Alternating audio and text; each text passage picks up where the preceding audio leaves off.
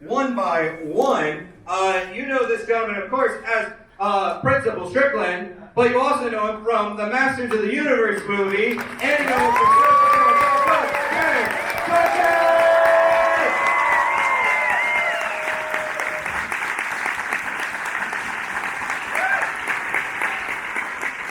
And keep it coming, make some noise. Of course, you know her from Space Camp, from Howard the Dog, from Back to the Future, make noise for Lea Thompson!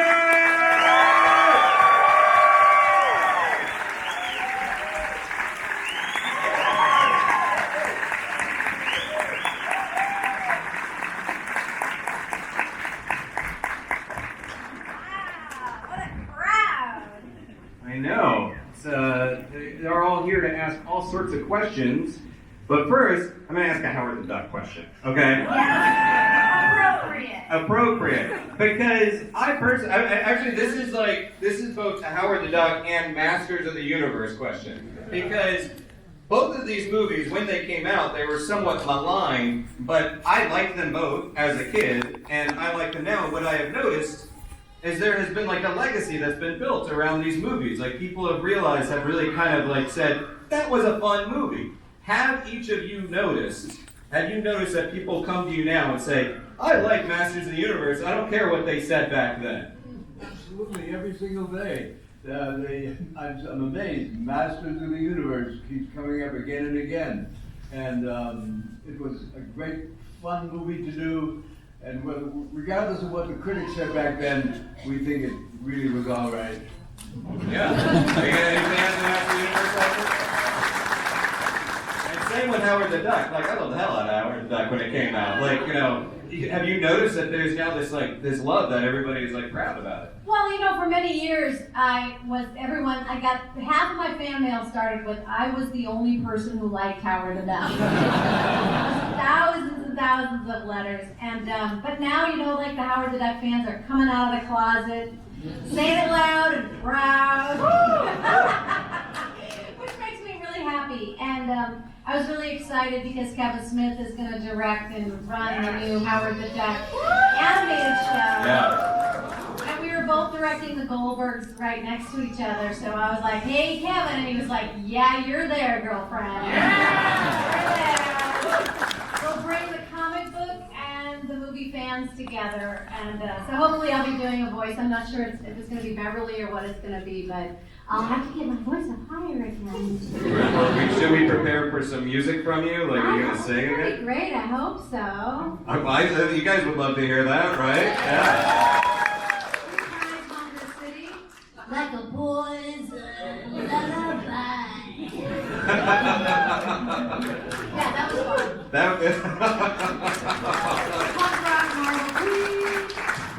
was the first Marvel movie, and I also was really excited because they put Howard the Duck in the Guardians of the Universe, and then the next one, and they actually made the drawings much better. So I know that they're preparing to put him in a Marvel movie, and I tried to direct one. I pitched my own variation of a different Howard the Duck, and they didn't say no. Right. That's exciting. No, they say these things take a long time in the Marvel universe. Yes, you all go. Anyway, yeah, I love my Howard the Duck fans.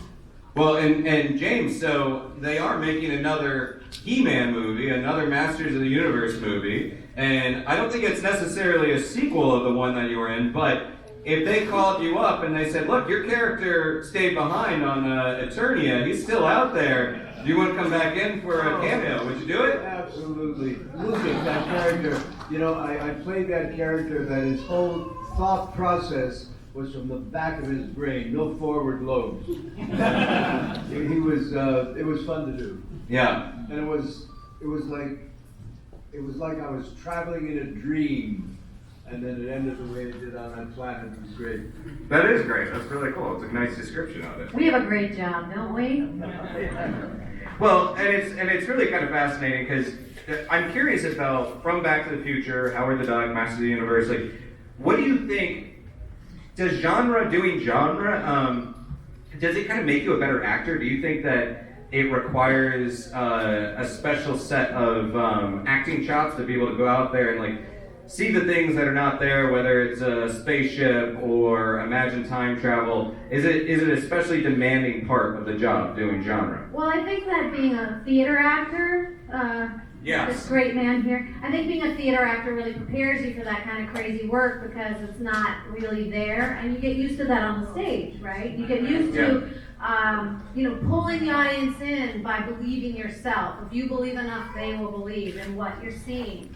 And so not all actors are good at this stuff. And, Right. and there's no, it's not an accident that some of our greatest actors are doing all these Marvel movies, because to stand in front of a green screen and pretend you're seeing this and that, and you're about to die and your girlfriend's being killed, and it's ridiculous. Mm-hmm. When you're actually standing there, it's ridiculous. There's cameras there, and someone's painting, abs on you, sweat, blood, and you're like, no.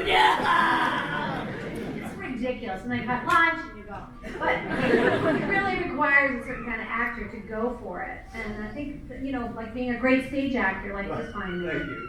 But what it really requires most is a good script and a good director. If you have that, you're in business. Yeah. Good point. That is a good point. Yeah, and really, when you think about it, like, even Shakespeare is not any more or less ridiculous than some of the superhero movies as far as, like, I say that as someone as a lover of Shakespeare, but, witches and curses and ghosts and oh my, so. But a lot of times we're called to have a very scanty script, and Back to the Future was a great script, but I would tell you most sincerely, even though I love it, Howard the Duck was not a great script. So it actually takes a lot more work. I wish there was an Academy Award for the best performance with a horrible line. I'd have a few of them. And on that horrible note, I think some movies are so bad they're good. True story. I love watching those kind of movies. It's so amusing. But it's not amusing to those people who are performing in those really bad movies. Yeah, Yeah. it's a lot harder, honestly. Oh yeah. Well, actually, I just have, in addition to doing so much stage work, you also, I mentioned Serpico when I brought you out. Yeah. You came from sort of the 70s cinema, which was very different than the cinema that we saw in the 1980s and going forward. Just talk about that a little bit, the difference. Well, in the 70s and the 80s, I was working then with Sidney Lumet on several movies, and when you work with Sidney Lumet, he spoils you for everyone else. The rehearsal process is such, you rehearse for 3 weeks. The last day he goes around, the cinematographer sets up the shots, so when you get on the set, everybody knows their job, and you go home every day at 4 o'clock, and he finishes 4 weeks ahead of schedule. That was the great Sidney Lumet. He spoiled us actors for many situations. I wish I would have had that opportunity. Oh, yeah. That's awesome. But you're so good you don't need it. Oh, no. But I mean, you're a director yourself. Who was the director that sort of, do you think, was the most formative for you as a director? Someone that you kind of took the most from? Well, I worked the longest with Bob Zemeckis because it was almost a year and a half that we worked with him. So he's such a great director, and every movie that I watch of his, I watch it once or twice, and then I try to watch it with no sound, so I can just watch the shots. And he's just a genius, and so in terms of how I try to move the camera or make the pictures look, I always go with him. Because he also had he loved the audience, he thought about them, he didn't want to waste your time, and I think you can feel that when you watch his movies, that everything is packed. If it doesn't kind of further the story or the character, it's not, even if it's super funny, he'll take it out because he wants to move the story forward and keep you guys entertained. And that's something I try to remember to do, because sometimes you'll fall in love with a shot.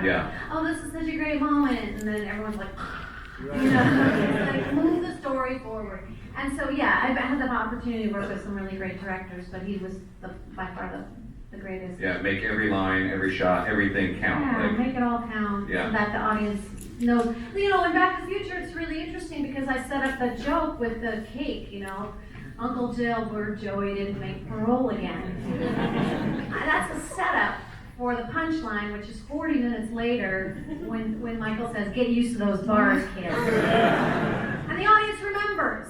That's 40 minutes between setup and payoff of a joke. And so he managed to make you guys realize that you had to pay attention to every detail. Yeah. And most movies aren't that carefully crafted.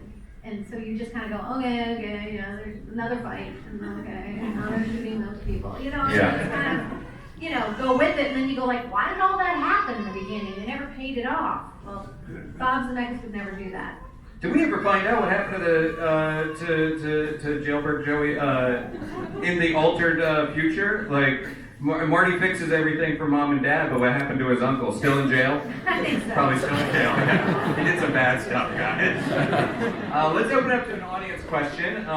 Wherever. Oh, here we are. Yeah. Does anybody? So come on to Chrissy here, and orderly. Don't push or anything. Howdy. Hi.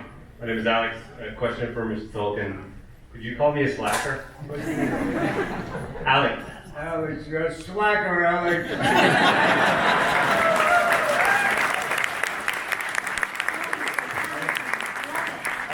Although Alex got his in, but don't everybody ask for the slacker.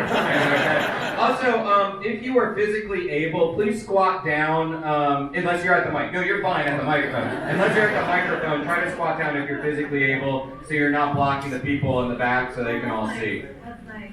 Well, first, James, I want to say you were a badass in Top Gun. Yeah! Leah, you've been one of my crushes for 35 years, I have to say that. So, bring up one of your other questionably good movies that I still...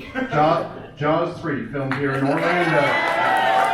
Any good stories, any good memories? And Aaron, I'm going to ask you, can you fold that down because we can't see... Oh, yeah, sure, of course. It's not even mine. I just was wondering if you had any good SeaWorld stories, and I just want to say, you're beautiful now, you were then, and thank you for everything.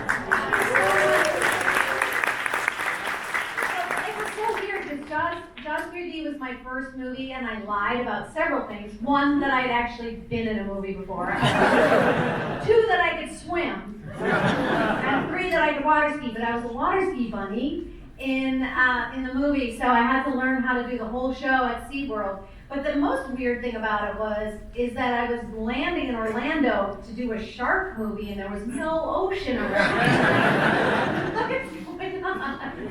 So they put me on the top of a 3-tier pyramid water skiing. I learned how to do that in 2 weeks. And they took it out into the ocean, which was really scary because it was supposed to be on the lake. So we were like on top of these 2 little girls' shoulders going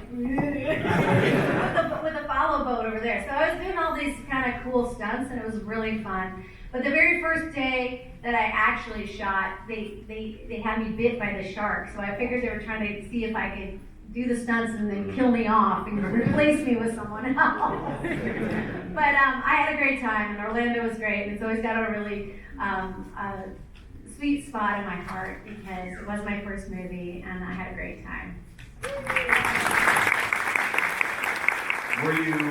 Were you making up titles for movies that you had been in to get the job? Like you said that, yeah. 2 of them that actually did get made. Oh yeah? Yeah, so it stayed on my resume, and they'd say, so Crossroads, what part do you play in that? I was like, well, there's a different Crossroads. I don't recommend that. Howdy. Hey guys, so we've never got to see Eric Stoltz as Marty McFly. I was just curious, what was he like? I mean, like, I'm gonna jump in here, and it's not that it's a bad question. It's just like it's kind of like a question that has been covered a lot out there. So I'm gonna give them a pass on that one. But if you have a follow-up question, that would be great. Answer it? Okay, if you want to answer, yeah. Eric was a friend of mine. I did the wildlife with him, and he's a really great actor. And afterwards, I did Some Kind of Wonderful with him. He just had a different style of acting that was different than the rest of what we were doing. We were all doing kind of like very big, kind of comical, invested characters, and he was doing more of a 70s movie, actually, more of a not a big comedy. So it just wasn't a good fit. But they actually have some footage, I think, in one of the making ofs. The anniversary. Yeah, the anniversary edition, they have some footage of him acting, and he was so beautiful. He was such a beautiful man, and he was so lovely. So it's very sad that it didn't work out, but we were just all doing these crazy styles of acting, and it just didn't fit. There you go.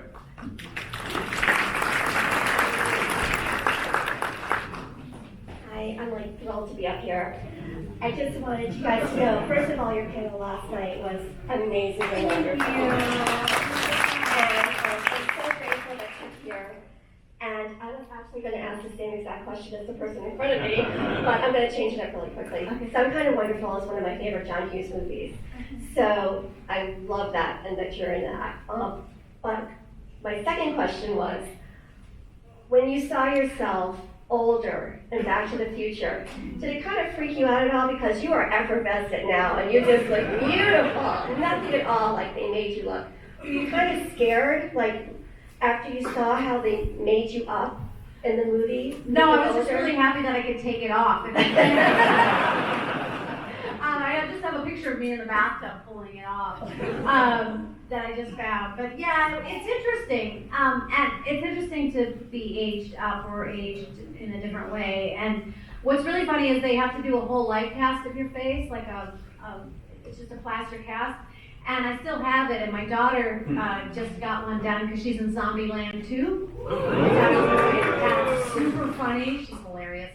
But we put the two masks together, and it's really weird because we're the same age to see, like, because without your skin on, you look really weird. Just a white face, you like, my nose is so crooked. And anyway, it was just good to take it off. And what you're trying to do, actually, that age makeup is actually really the hardest. 47, because it's very subtle. But once they did the 80-year-old makeup, that's a lot easier to do. You just didn't wear a lot of makeup, right? No, not a lot of makeup. But I want to ask, don't you think I'm still beautiful too?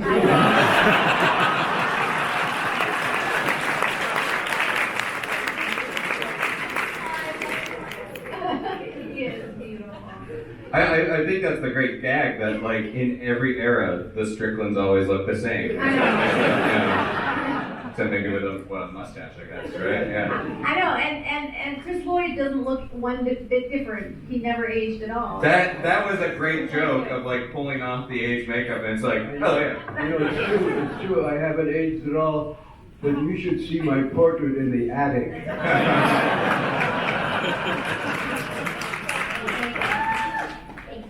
I love it when a good Oscar Wilde reference happens on stage. Hi. Hi. Thank you both for coming. It's been a wonderful weekend. Thank you. What's your name? Monica. Hi, Monica. I was wondering, with all different timelines of Back to the Future, what were your favorites to film? Like, did you particularly like a certain time period more than another? Did you like Yeah. a different time period? Well, I preferred part 2 because it was so nutty. When you see this character I'm playing with a shotgun and armed and shooting Let's hackers. There's a high school principal, and you see him going absolutely insane, and that was the most fun for me. We see those principals today. Yeah. I loved all the different.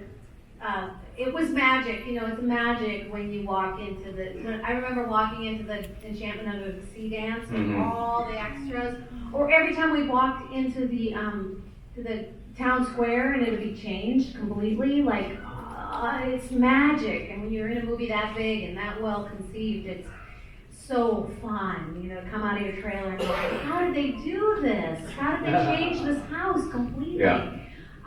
It's a miracle. So I liked all the times. I mean, of course, we knew even then that the 2015 was campy and silly, and it would never probably look like that. But that was fun too. But they were trying to make it kind of a humorous. Yeah. I never thought that people would be all into it in 2015. Yeah. You're like, uh-oh, no flying cars. Oops.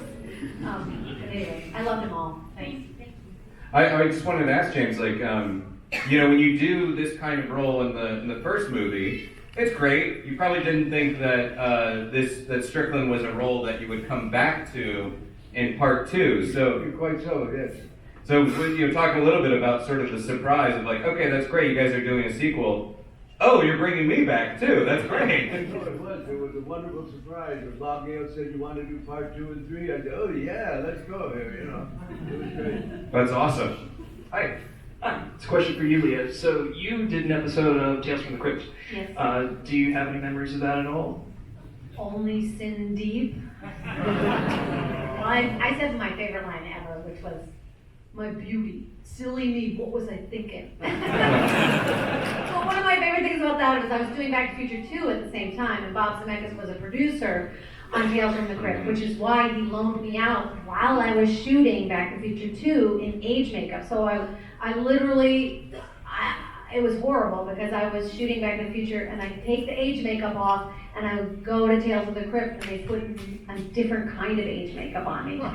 So that was pretty brutal. My skin took a while to recover from that. But before we started shooting, my husband, Howie Deutsch, directed it, and he was like, okay, we're ready, we're rolling, speed. And I was like, honey, I'm gonna do a really weird New York accent. He went, what? And then he said, action. And I started doing this crazy accent. But it was really fun for me. And the worst thing about that, I digress. He hired my girlfriend's husband to make out with me. So we were in this bed and I couldn't take it. It was really like kissing my brother. And I was like, they had to loop me going, oh yes. I couldn't stop screaming. You brought up Tales from the Crypt, but I must ask you, I did a Tales from the Crypt that Michael J. Fox directed. No. Perhaps you never saw that.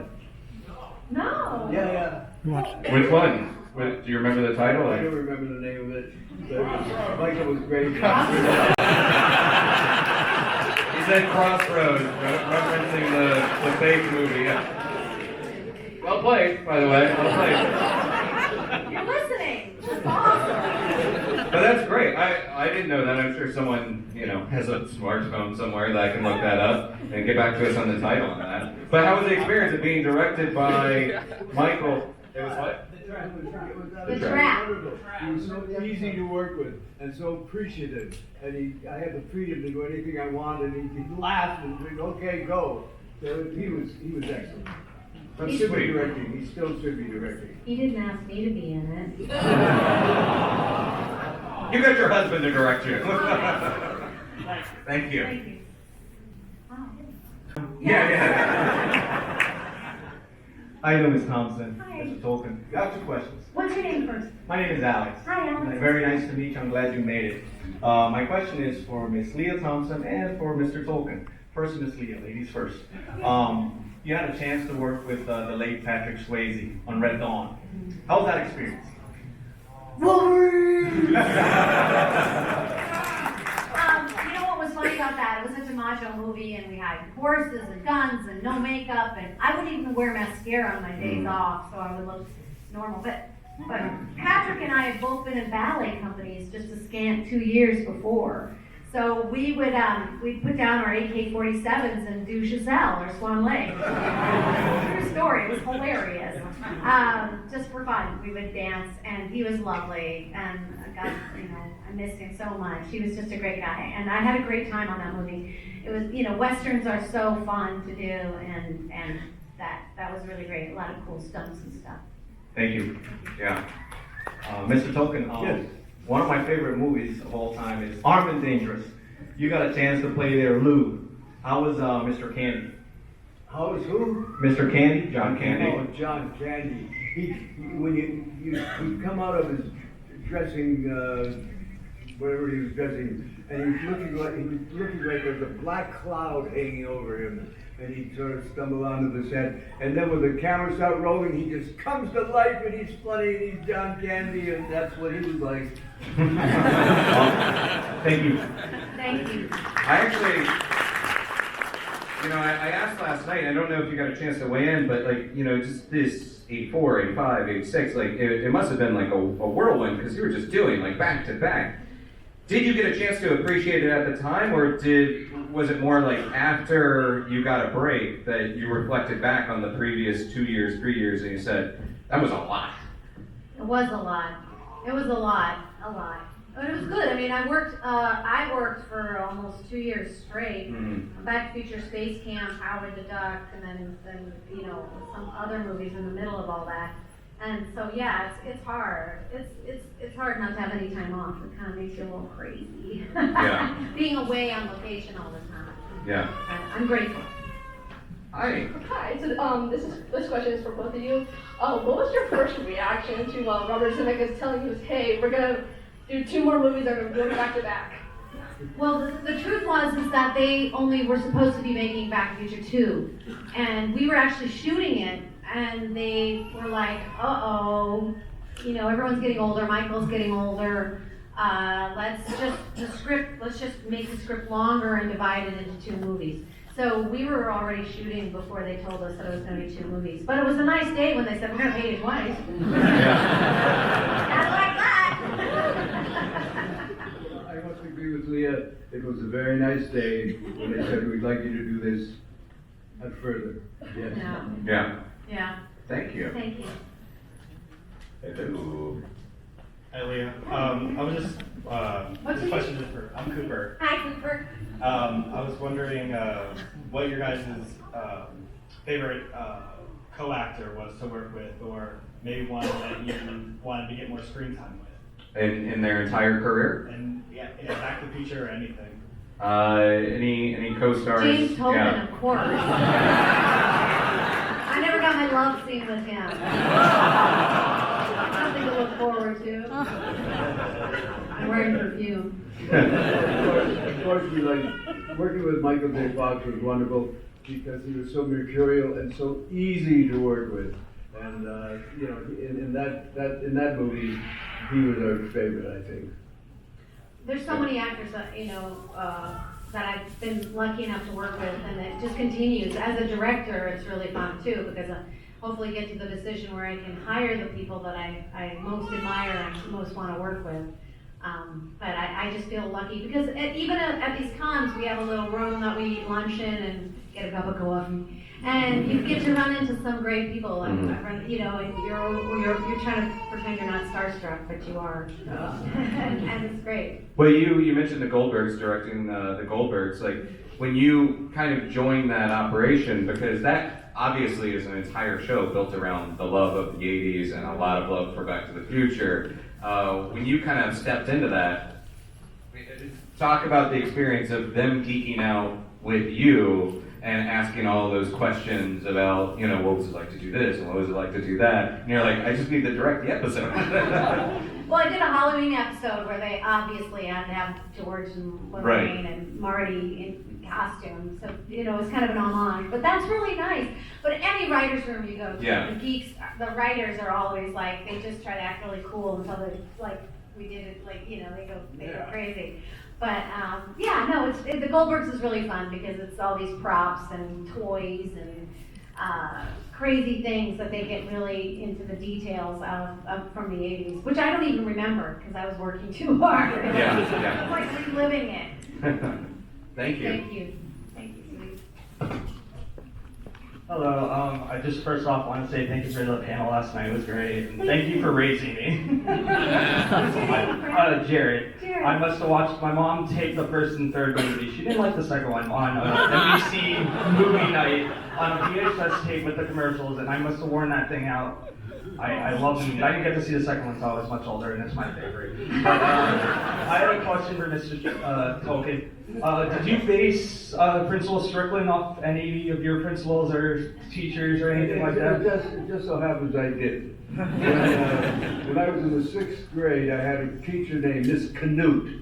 And when anybody misbehaved, she would call them up in front of the class, have them hold out their hand, and she had a ruler. And she would go whack, whack, whack, and if you took your hand away, she whacked you right across the face. Miss Canute. Strickland.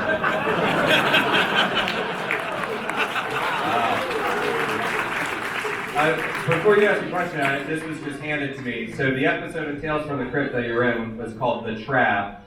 Aired in 1991 with Bruno Kirby, Terry Garr, Bruce McGill, and then this gentleman right here. So it's worth checking out. I'm sure you could probably get that on Amazon and everything. So very cool. And directed by Michael J. Fox. It's awesome. Hi, how are you? My name is Jesse.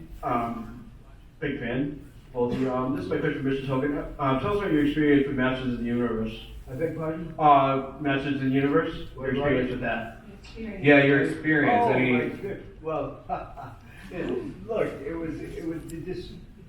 did it right after Top Gun, and I wasn't sure I wanted to do it, but in the process of doing it, as I said earlier, I decided that the character was really in a dream space, traveling through space, and all these crazy things happening. And as I said, his thought process was from the back of the brain, nothing from the front lobe. And it made it kind of fun, really. And I think they're going to do another version, but I thought we were pretty good. yeah, indeed. Thank you. Yeah, and I think we have time for 2 more questions, guys. Hi. Hi. I'm Tiffany. Hi, Tiffany. So my question was, this happens a lot. I feel like recently with movies, they get remade. Like Red Dawn, for example, was remade. So what would your thoughts be if they were to remake Back to the Future?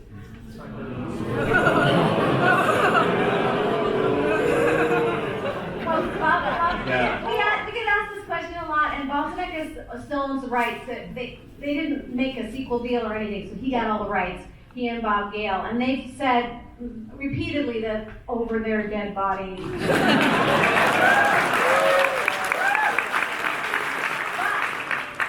They just announced today that they're making a musical in London. And so I'm preparing, oh my God, it's a dream, oh my God.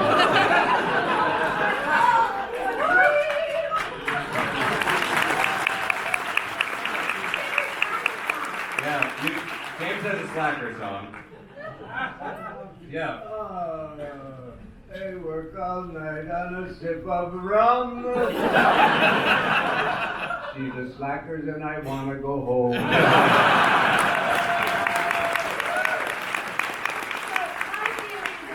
They'll make the musical, it'll be a big hit all over the world for like 10 years, and then they'll make the musical version of Back to the Future 1, a movie. That's what I think is going to happen. I've got some stock in that. Yeah. In Vegas. Yeah. Hi.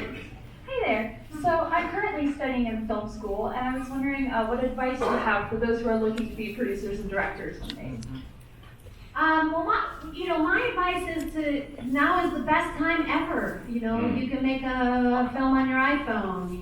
It's all about content. It's all about creating your own content. It's a lot of work, and you might do a whole lot of work and hardly anybody will see it, but the next time more people will see it. And so, the thing about film and our business is that people don't realize it's so much work, and it's so much rejection, and it's like, you have to really want it more than, anything else, and keep going at it, because also it will lead you.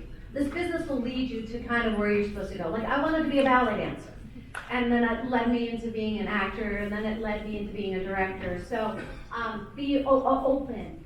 All of us in life now, it seems like everybody has to kind of do a bunch of jobs or change jobs, and so we have to stay versatile. But it all starts with story and telling personal stories. And weirdly, the more personal a story is, oftentimes the more universal it is, which doesn't make any sense, but it's really true. Little tiny details that are important to you will be important to someone else. Yeah.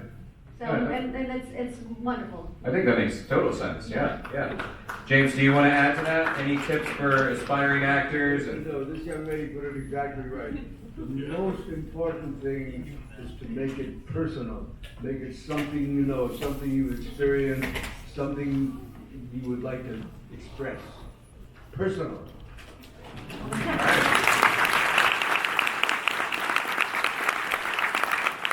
Well, on that note, I think that this has been a fun experience, and we have all shared in a personal moment. I want you guys to give it up. Mr. Tolkan, Lea Thompson, thank you,